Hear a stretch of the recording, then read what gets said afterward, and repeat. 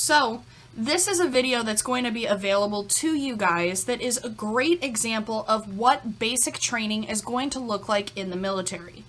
Now this one specifically does focus in on the Navy, but it does serve as a great example of what basic training is going to look like across the different branches.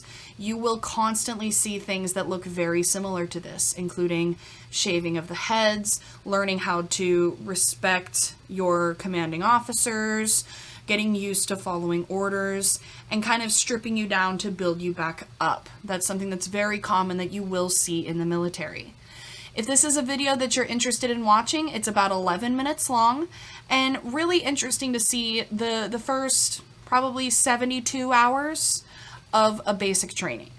So if that is something that you would like to see, I recommend going into the resources tab of lesson 20 on the myPACE website and looking up the student presentation of this, and the link will be in there.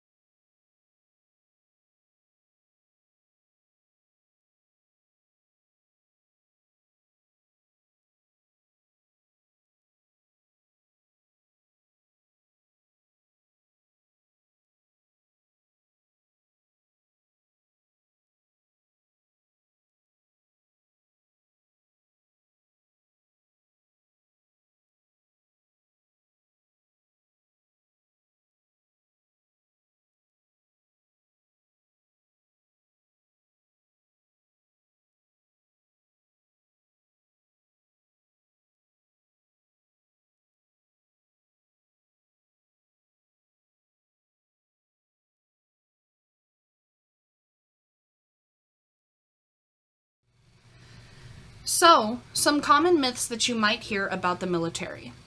The first one is that you have fewer chances to earn money for college. Now, this is absolutely not true.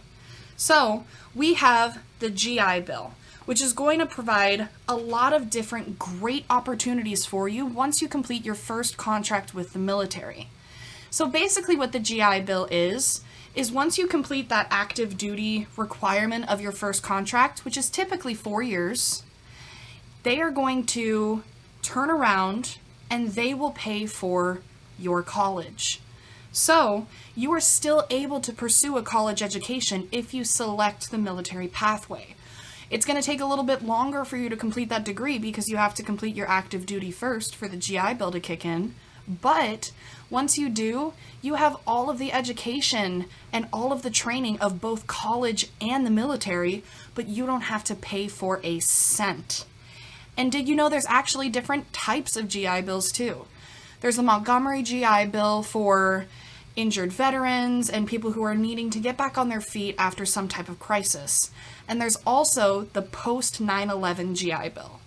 So what this is if, God forbid, something were to happen to you while you were in the line of duty and you had not taken advantage of those GI Bill benefits, what that's going to do is it's going to let you name a beneficiary, meaning that you can transfer the benefits that you earned in your time in the military and transfer it to a spouse, a child, what have you. Another myth that you might hear is that when soldiers return home from combat, the transition can be overwhelming. So, I mean, when you go through any major change in life, there's going to be a transition. And you've had to have those changes throughout your entire life so far. Maybe it was you packing up and leaving the house. Maybe it is you deciding to go to college. Maybe it is you deciding to come to Job Corps. Even if we're not on center yet, that is a decision that you have made in your life that is going to create change, and that change is going to require a transition. You have to get used to the new normal. So, in terms of the military, for people coming back from combat and adjusting back into civilian life, there are multiple programs that we have so that veterans can get used to not being in that kind of situation anymore. So we have several programs. And on top of that, a lot of the skills that you use in the military, leadership, teamwork, critical thinking, problem solving, those are all great skills that employers are looking for in their daily life. So because of that, you get to utilize what's called a transferable job skill, where a skill that you learned in one pathway is going to allow you to excel and transfer those same skills into a different set of circumstances. And that's something that we see very often, especially with Job Corps students. We see transferable job skills every day. Another myth that you might hear is that you can choose where you want to be stationed and not be in an active war zone. True to an extent. So, deployment is going to refer to a situation where you and your family, your immediate family, so like spouse, kids, not like extended family, you are going to pack up and move to a specific location, and that is where you as a military member are stationed to work. So, what that has come to mean for families is making sure that you are able to move at the drop of a hat. So, individual branches of the armed forces are going to have different guidelines for where you are deployed, but at the end of the day, the federal government is going to have the final say, and they are going to kind of focus on where your specific skills are needed. They want to put you where you are going to do the most good. That's why you joined the military, to do good, to make a difference. So they want to take advantage of the skill set that you are bringing to the table and put you where you are going to be the best utilized. They don't just kind of chuck you in and let you be surprised. They do want some type of input from you. So normally what they ask you to do across all branches is select your top 3 locations. And they'll try to get one of those top 3 for you. But don't be surprised if you see that that location changes, even if it is at the last minute.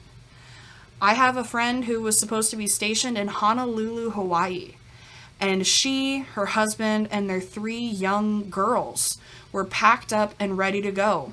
And then 3 weeks before they were supposed to move, her husband got a call from the Pentagon saying that they were actually needed in Fort Worth, Texas. So, at the drop of a hat, they had to change their plans, and they had to set up living arrangements in Texas when they thought everything was set in stone. So ultimately, the federal government is going to have that final say, but they do try to hear what you're asking for.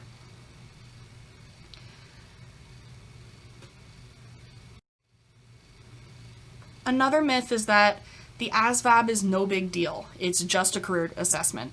So don't be dramatic, but don't sugarcoat it either. So your ASVAB results are going to determine your overall eligibility for the military. If you score too low, you will not be able to join the military. And if you score very high, you're going to have a lot of different options for where it is that you want to go inside the military. For example, you need to have a specific score in order to go into special forces or to be a pilot. And that's going to be a much higher score than joining the military as part of the infantry. So, you want to make sure that you have prepared for the ASVAB. All of your Job Corps training is going to prepare you for this test. You also can interact with the recruiter because they are more than happy to help set you up for success. When you think about it in the grand scheme of things, even if it is kind of a quote-unquote entrance exam, the ASVAB might be the most important test you're ever going to take. So, what are some of the advantages to joining the military? Well, just a few of the benefits. You're going to get great educational benefits that's going to pay for itself as time goes on. You're also going to get advanced technical and specialty training. When it comes to some of these different fields, what better place to get this training than the military? Learning military grade quality is something that you can only actively get through the military. You're also going to get cash bonuses by renewing contracts, by doing good jobs, and for a whole bunch of other different things. If you do choose to live on post, you're also going to get tax-free housing and food allowances because you are living on federal property. You're going to get 30 days of vacation per year, which is huge. There is no other job opportunity that is actively available to you that provides 30 days of vacation per year. A good job is going to provide 2 weeks of paid vacation. This is double that. Plus, what other opportunity do you actively have to go and travel the world? I know people personally in the military who are in Okinawa, Japan. They are in South Korea. They are in Germany. I've had some people in Scotland. There's so many different military bases for the United States around the world that you have a great amount of variety to see the world and live in a different culture for an extended period of time. You're also going to get health and dental for you and your family. It is incredibly expensive to get health and dental plans if it's not provided through your employer, and the military makes sure that you are hooked up for your entire family. And when you retire, you get a really pretty pension because you've put your time into the military and they want to reward that. So, before you join, there's 10 things that you need to think about. So, the first thing that you want to think about is your motivation. If you're joining the military just because you feel like you don't have any other options, you're setting yourself up for failure.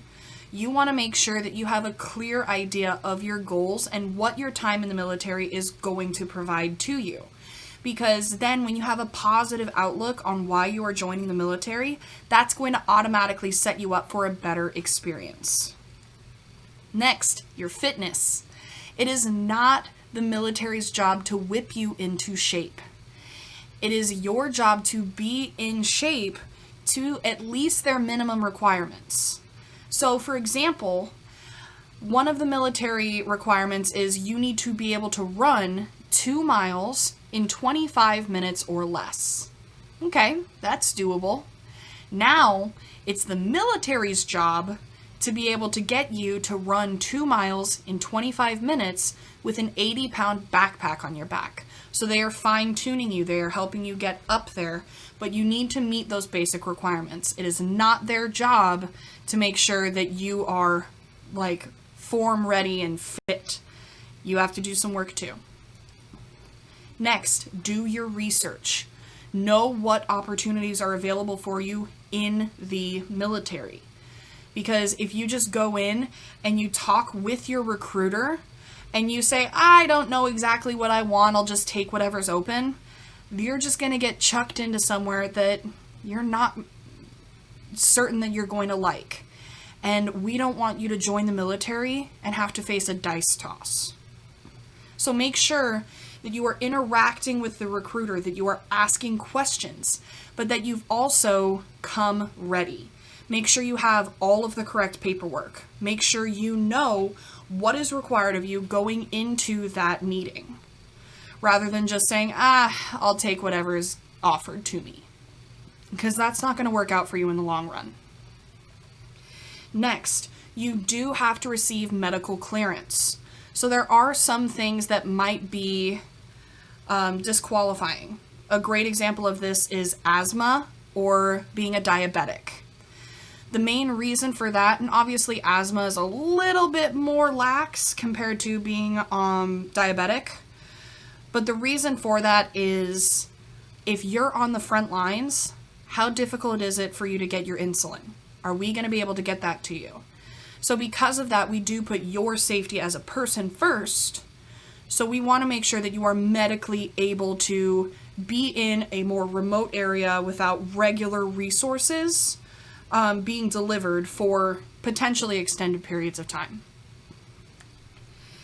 Next, you need to know how to take the ASVAB. There is a minimum score that is required for you to even join the military, even at the lowest possible rank. So take this test seriously. Take the time to study, ask questions, interact with your recruiters so that they can help you out because they want you to succeed too.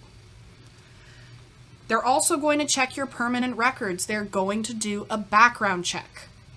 So if there is something that could potentially come up in a background check, get ahead of the curve and tell your recruiter. Because it is way better for you to be the person that says, hey, there's something that you need to know, so that the recruiter can prepare for that and be ready to potentially appeal it, rather than letting the recruiter be surprised, because that is something that you kind of omitted from a conversation. There are obviously some parts of your permanent record, like a certain level of criminal activity, that could potentially disqualify you from joining the military. Next, chain of command. If you have issues dealing with authority and taking orders, you need to have a severe attitude shift if the military is something that you want to pursue. You are going to be broken down and built back up. You are going to be forced to change your way of doing things. Making your bed, getting ready in the morning, even the way you fold your underwear. Those are things that the military is going to hold to a certain standard, and they are going to instill that in you. They're going to get in your face. They're going to yell. They're going to be hard on you.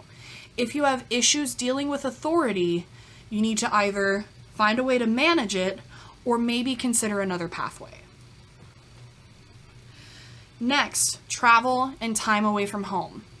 Even if you are going to be living on base with a spouse, children, and your family, like that's an option for you, but deployment might mean that you aren't with your family for extended periods of time. Even if you are in the reserves and you're not going to be actively deployed, you do still have to be away for a substantial amount of time in order to receive your basic training. So make sure you are aware with the amount of time that you are going to be spending away from home. And then lastly, the thing to think about is how are you going to be able to take advantage of all of those amazing benefits that the military has to offer? So, your cost and time. Most first-term enlistments are going to require 4 years of active duty and 2 years of inactive duty. So you kind of go a little bit more onto the reserve side for those 2 years of inactive duty.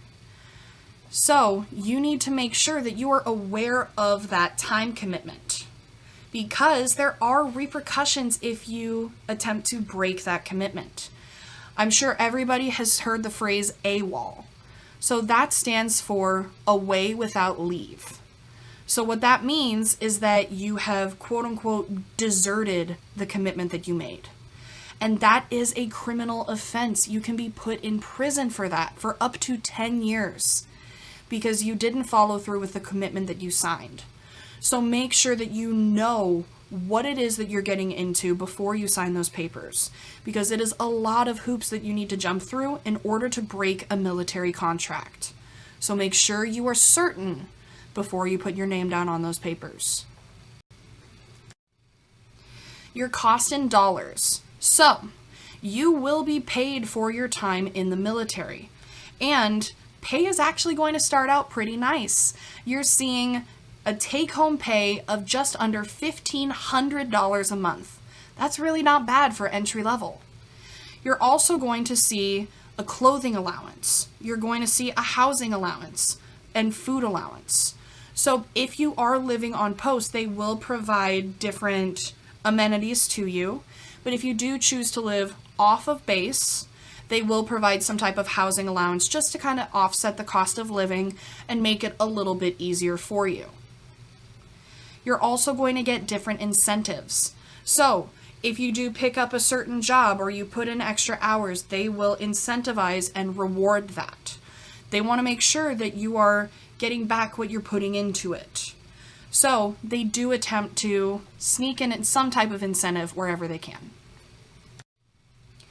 So the requirements to get into the military, at the very least, for every single branch in the military, the lowest score that you can have on the ASVAB is a 31. So you need to make sure you are getting at least that score, and the highest is 100. Make sure you're getting at least that 31 so that you can have the option of going into the military. The higher the score, the more options that you have. Next, be aware of the background check. So be aware of anything that might come up during it, and be in communication with your recruiter if you feel like it is something that can be appealed and may be overlooked. Next, you cannot have any consistent medications. So for example, people on insulin because they are diabetic, that is something that is going to disqualify you from the military. You also cannot have any singular debt over $500. So you need to make sure that you're aware of your bills, you're keeping on top of it, and there isn't any financial setbacks that could potentially impact you joining the military. Next, you cannot be receiving any federal payments. This one's kind of self-explanatory, but it's just kind of making sure everybody's butts are covered. Because when you think about it, if you're receiving Social Security or if you're receiving disability from the federal government, obviously there's going to be some secondary thing that may disqualify you from the military anyway. So if you are receiving federal assistance and federal payments, that could potentially disqualify you from the military. Restrictions on tattoos. This is content and location. So, in terms of location, the military prefers to have tattoos in areas that can be covered by the uniform. The reason being is when you put on those army greens, you are representing the United States military. So they want it to look a little bit more clean. Obviously, some branches will be a little bit more lax than others. They also are going to crack down on the content of the tattoos for the exact same reason. Because when you put on that uniform, you represent the United States military. And they might not want to have somebody in their ranks that has a tattoo of a swastika on their back for extreme sake, but it serves its purpose. You don't want that to be what represents the American military, and they are aware of that. So that is something that they are going to look out for. So be careful. If and when you decide to get tattoos, make sure it is something that isn't going to close the doors of opportunity for you. If you are under the age of 17, you can still enlist in the military, but you do need parental consent. You can enlist as a 16-year-old, that is the youngest you can enlist, but there are more hoops that you need to jump through, and you can ask the recruiter about that. Height, weight requirements. So you do need to make sure that you fit a certain BMI. Yes, we are aware that BMI is incredibly outdated and not medically accurate, but yes, the United States military does it anyway. Don't ask me why, that's all I'm saying about it. Moving on. Next, you're going to need to complete your career technical training as well as your high school diploma, because they will not take you for basic training for 3 months and then let you come back and finish Job Corps. They want you to be a completed graduate. So then when you get out of basic training, you can turn around and immediately start putting in your time, rather than going, okay, well, I'll be back in 6 months while I go finish my Job Corps training. So we want to make sure that we have a graduate out of you and they have a employee, for lack of a better word, that they can utilize. And then obviously there's going to be different criteria that is specific to the branch. The Army is going to have different criteria than the Navy. That's just basic logic, and that's going to require a little bit more research on your part. So, important things to remember about the military. A minimum of 4 years active duty is required of anybody who joins the military. That is that first term contract. So there is a commitment of time no matter where you're going. There are 6 branches of the military with different career opportunities associated with each of them. There are allowances for housing, clothing, food, and additional education is paid for. There are amazing benefits that are available for you. It is going to require mental motivation and physical capability. This is an opportunity that isn't for everyone, but it is for anyone.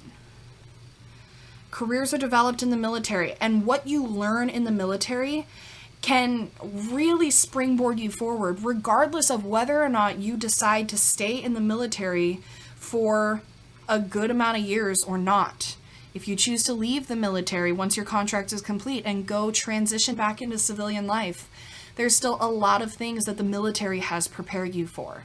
It's a great opportunity. It's just a matter of knowing how to properly utilize it and prepare for it. So, how is it that you're feeling about the military? If you have any questions, what I would recommend you do is reach out to your myPACE coach, because we are familiar with the local recruiters and we can actually get you in contact with them.